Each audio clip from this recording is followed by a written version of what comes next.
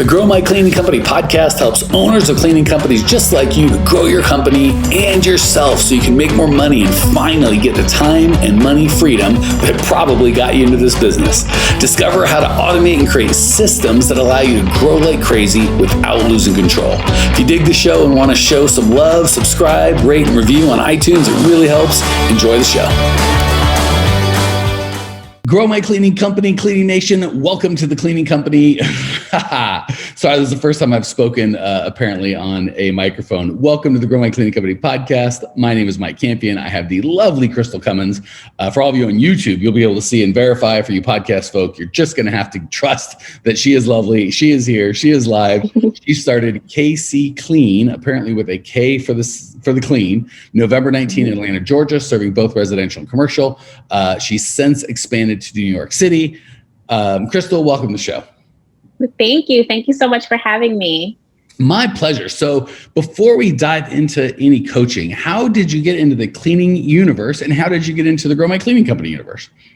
So as far as cleaning's happening, I kind of just fell into it. I started doing it moonlighting just to make a little extra money.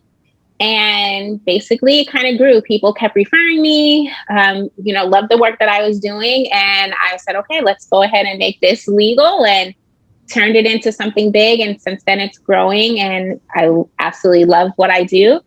And how I found you guys it just happened on Instagram. I think we started following each other and just conversing back and forth, commenting on different posts and things that I put up there. And I've listened to a few of the podcasts in the past, so I am definitely a fan and have taken a few tips. So I'm just super excited to be on here and to actually speak to you one-on-one.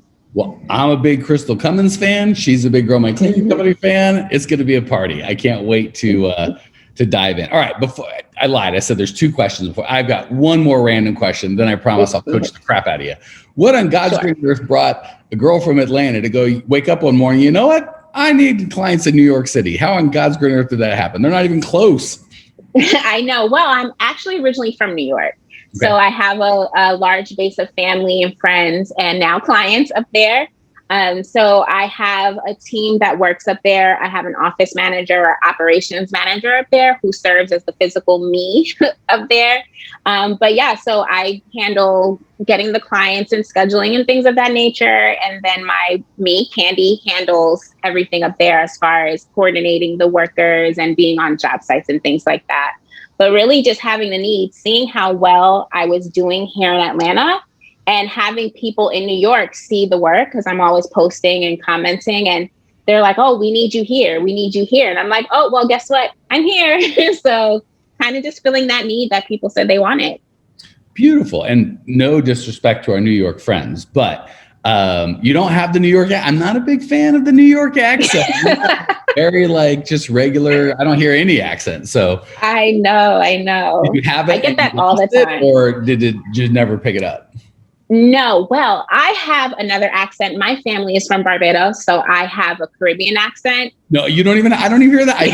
I don't hear Caribbean. I don't hear New York. I don't even hear Atlanta. Like Atlanta kind of got that Southern. Nothing, which is good. No. Yeah, I'm really great at turning it on and off. Before doing the cleaning, I've always held customer service, front desk kind of jobs. So I've always been very fine-tuned with speech and grammar and things like that, just making sure I speak very clear. So I'm very focused on speaking clearly. So when I'm with family, I use my accent because they understand me. And then when I'm around other people, I speak so I can be heard and understood pretty much. All right. So we got to have a little Barbados accent before we go forward. Just pretend I'm family for 2 seconds. Talk as you would Mama Cummins. I will try. I'll probably let it slip at a certain point. Or you'll hear a word that I say. Like a lot of times it's more terminology that I use. Like I'll say over yonder. Or is that a Barbados thing? Yeah. It really is. It's like look over yonder kind of thing, but with an accent. So I do that all the time. My son looks at me like, what, Mom? I'm like, just come here. Yeah. All right. Yeah. Awesome. As much as I could talk, I love your energy. I could talk to you all daggum day. Just in case some people, one or two out there are like, I need help with my cleaning company, dang it. Or Krystal's like, I need help with my cleaning company. What's going on in your world? How can I help you, young lady? So my biggest thing is increasing profitability.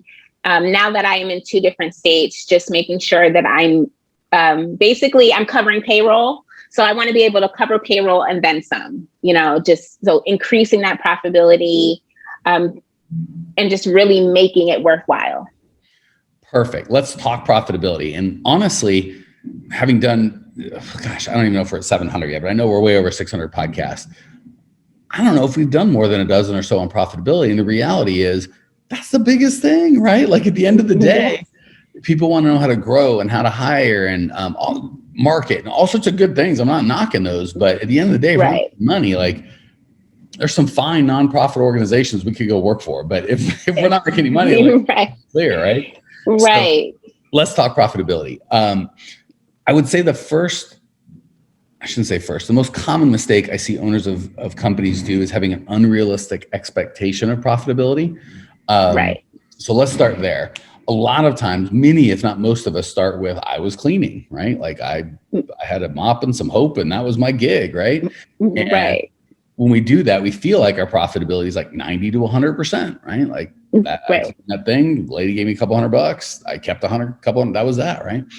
And then when we hire, oftentimes we don't understand the impact that that's going to have. And then as we grow, we start having things like overhead, right? In case you'd like to have a cell phone, a website, marketing, uniforms, insurance, office, like on and on, right?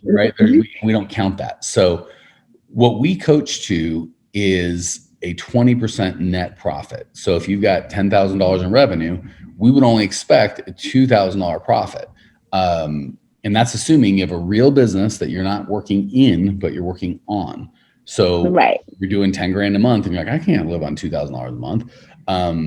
Well, we need to grow a business. So a lot of times what will happen is people will go, oh, well, yeah, I've got to, when I was working all the time, and when I say all the time, I don't know if you've been there, but it's typically all the time. Yeah. All the time. Yes. Which means I was cleaning 30 or 40 hours a week, but then I was working 60 because I had to do the business end. Yeah. It's not as simple as it looks. Right.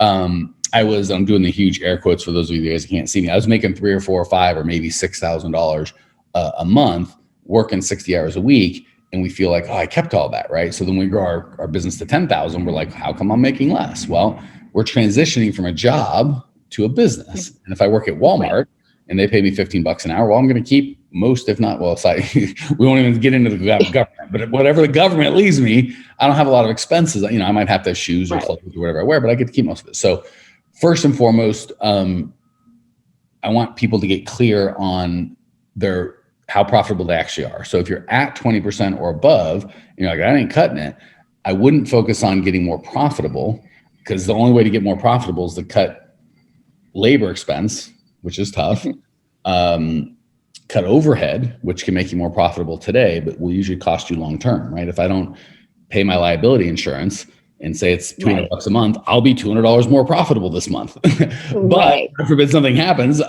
it's going to be bad times, right? Right. And then the final thing I could do is raise prices. So which we coach a lot of people to do. So if my cost of goods sold is 50% or less, right? So cost of goods sold is basically what I pay my labor. And my overhead's 30%, then I'm going to have a 20% profit left over. If I've got that 20% profit, I'm not going to focus on trying to squeeze an extra nickel out of the business I have.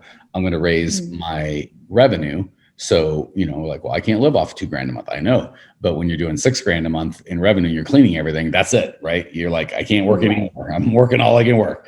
At $10,000, you can run a little company like that in 5, 10, 15 hours a week. It's not that big of a deal when you've got staff. So you start growing a $50,000, $60,000, $70,000 a month company. Now you're making, $10,000, $12,000, $15,000 a month. So first and foremost, understand what your profitability percentage is. If it's under 20%, we're going to raise prices to make sure our cost of goods sold gets down to 50%, 30% overhead, 20% profit. If it's already at 20% profit or more, and that's just not enough to pay our bills, we got to get a bigger company. That's all there is to it. And by the way, I don't know if you can hear, but in our condo, they're destroying. Here, I'm going to take you over. There's a building that used to be this fancy furniture shop. They're knocking it down. It's so cool. There's literally 2 people. There's just a big excavator and a dude with a hose. And Whereas, I don't know, can you see that? There's like that's so big funny. building, just knocking that thing. And so, just knocking it down. yeah, my 5-year-old's freaking out. He's like, oh, I want to be that. That's the job I want when I get old, Dad. Like, he's super fired up about the excavator. Oh, that's so cute. Right. So if any of you guys are hearing background noise, that's what it is. No way. Okay. So far, so good. Are we tracking on the profitability and kind of knowing where to start? Somewhat. I'm thinking where I'm finding my fault is I feel like the cost of labor. The cost of labor is what is the biggest issue in my from what I've reviewed from going over my books. So let's say I have a job. We'll just say it's $100 random, and I have a cleaner come out and I pay them like $50. So I paid them $50. The job, I'm profiting $50, but that's not considering, like you said, other expenses associated. So then sometimes I find that I will pay them and not pay myself to make sure that they're covered, kind of deal. So I'm trying to find that good balance, how to make it. You've got a reactive thing. Like sometimes I pay them this and it costs this, and like there's no control, right? We have control. So first and foremost, I only coach our people to take recurring jobs, right? So that I don't know what it's going to cost. That's typically reticent of a one-time job, right? I went out, and paid it. I don't know. So I coach you not to take any one-time jobs. So assuming you only have recurring jobs, there is no such thing as sometimes there's money, sometimes they're not. The standard is 50%. So if you're like, hey, it cost me 100, or I got 100, I paid 50, that's $30 left over for overhead and only $20 left over for you. So again, if you're at 20% and that's not enough for your bills, it's not a profitability issue. It's a size of your company issue. If you're not paying your bills, that means there's a profitability issue. So again, I'm going to make sure my cost of goods sold are 50% or less. And the way we do that is by raising prices. So if I've got a client that's $100 a month and it costs me $50 in labor, we're square. We'll move on. If I've got another client that's $100 a month and it costs me $70 in labor, we need to raise the prices to $140, right? If it costs $70 and I need my cost of goods to be 50%, I got to raise that client to $150. And I know this is what we walk people through in our program all the time. They're always afraid. You don't understand, Mike. My people won't do it. They're going to quit. I've had this lady since I was beginning. She's old. She can't afford it. We got 49 different excuses as to why we can't do it. And at the end of the day, are you committed to being a for-profit endeavor? And the best way to help the poor is to not be the poor. So you've got to kind of like, I don't want to say man up or woman up, but that's kind of part of it. You kind of just, I'm here to be profitable and I'm going to do the hard things. That's what an owner does. So does that make sense? We're not going to just go, sometimes there's no money left over. We're going to be like, I'm in charge of what's happening. So we're going to make sure that prices, so I know my cost of goods sold is going to be 50%. Does that help or no? Yes, absolutely. Cool. Questions, comments, rude remarks? How you feeling? Feeling kind of good. And feeling good. No questions over here right now. All right. The one extra, because we've got a minute and I want to make sure I give you all the value I can in the time that we got. The one extra kind of bonus coaching I'm going to give you is I'll give you two. And I understand it's hard. So I'm not saying you have to do all this right away. None of our people do we coach to do commercial and residential. So I worked probably 10 years in business, first with my cleaning company and a manufacturing company and all this stuff. And I still remember with my manufacturing company, we did all this stuff. We did like bags and party tents and camping tents and awnings and manufacturing, just all this stuff. And I think the thing was only doing $400,000 or $500,000 a year or something. And I thought I had a $500,000 business. I didn't. I had like 6 little $200,000 to $150,000 businesses. And I told myself like, oh, they're all the same, because it was all kind of manufacturing fabric goods, I guess is what you could say. But because I wasn't able, and I kept thinking, oh, but I've got so much more opportunity, because if this grows, I've got 3 or 4 kind of like lines in the water. So if any one of those will be good, I told myself that, and they never bit. Right. So eventually not my wife now, I've been married for 11 years. This is 20 years ago. My wife at the time left. I always say that because a lot of people know Natalie and they're like, Natalie left. No. Natalie 15 years is a long time ago. My wife left, and it did not go well. Or if any of y'all have a chance to get divorced, do not take it. It's awful. Stay married. Right. So it was awful. And I was kind of forced to, I had a lot of bills with alimony and child support and all this financial commitment, but I just wanted to curl up and die. So I was kind of like, I got to earn money so I don't go to jail. Right? Because if you don't pay out, they throw you back in jail. Right. But I just don't even want to leave the house. So I don't want to say I was forced, but I felt like I can't handle doing all this stuff. So the business I lost because of the divorce. I started another one and just focused on one thing. We just did shade structures. That's it. And I'll be danged if that business that was the first 7-figure business I did. And it took me 10 years to fool around. I did that one and we grew to multi-million-dollar very quickly. And I gave about 70% of that to focus, right? So I thought, it doesn't take me that much time to do this, or it's so similar. And they were similar. It was just literally I had sewers making different stuff. How could it be more similar in a warehouse, right? Right. They were different, right? So we do the same thing with like, cleaning company, residential cleaning. It's the same thing. Well, I guess, sure. Then why don't you clean dogs, dry cleaning, cars, houses, garages, power washing?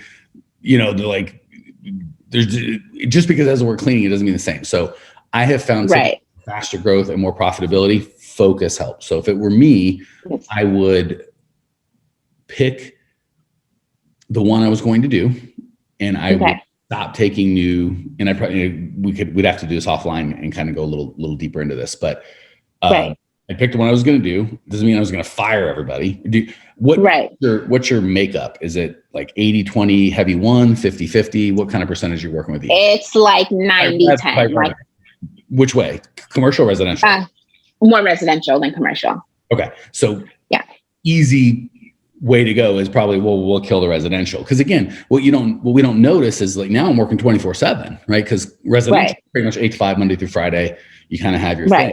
Commercial's basically not Monday through Friday, the opposite of 8 to 5 Monday through Friday. Right. So if you have 1 or 2 commercial accounts, certainly 6 or 7 day accounts, you're just never off. And that you don't notice. So first thing I'd probably do is make sure my cost of goods sold is at 50% for profitability. Second thing I would do would be focus on one thing. In your case, if you're 90-10 residential, I'd probably just stick with residential. The very minimum, stop taking new commercial accounts. Probably raise prices substantially at the very minimum on my commercial account or accounts. And if they leave, that's problem solved. If they stay, we're making more money for you can't lose, right? And then eventually, within probably a year, I'd be like, no more commercial, just residential. And you'd be shocked at how that lack of focus can get you. Last thing I'll give you is a bonus, and this one might be a little more wobbly, and we'd have to talk more offline. But I don't know that if I was in Atlanta, I'd start a company in New York.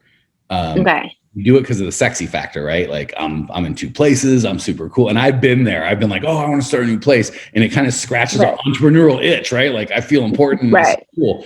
But you're in Atlanta, girlfriend. Like how many millions of people are there? And let's say in your niche, you're like, well, I only want $100,000 incomes and up and $700,000 houses and paid off and married and kids. Okay, say there's only 100,000 households in Atlanta criterion, right? I'm guessing if I asked you how many clients you had, it'd be under 500. So let's say it's 500. That's like 5% of the total thing. And you're like, I got to take this show on the road and go all the way to New York and add all that complexity and management and layer. Why? Now I get it. If you're in a place, you're like, there's 20,000 people. There's 112 households that are even possible for this, and I do 30 of them. There ain't no one else. I got to go. Now I'm with you. Like, we got to go. But when you're Atlanta, holy heck, sister. So if it's already set up, I'm not saying I would shut it down. But when I hear lack of profitability, it's one of 2 things. Typically, it's screwed up pricing, right? Cost of goods sold high, i.e. prices are too low, and lack of focus. 17 things, and I'm doing them all, I don't want to say poorly, but not as well as All right. For sure. Sister, questions, comments, rude remarks? No, none. I loved it. Thank you. You're so helpful.